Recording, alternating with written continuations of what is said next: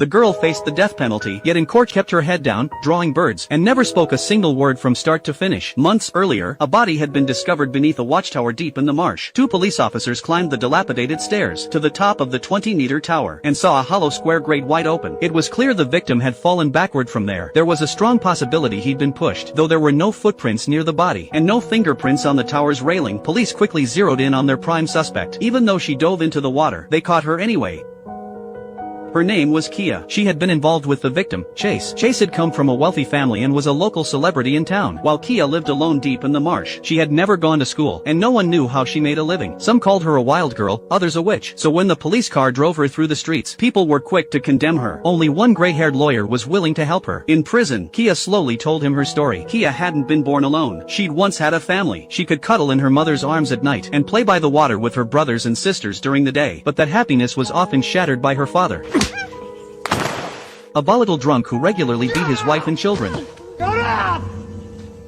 Then one morning, her mother, with bruises on her face, disappeared down the path in a daze and never returned. After she left, her sisters left one by one, and finally even her closest brother went away.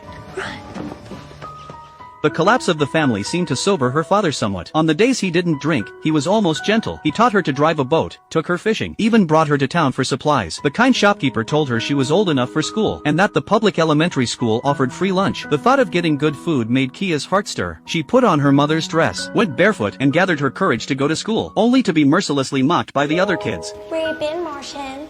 Where's your hat, swamp rat?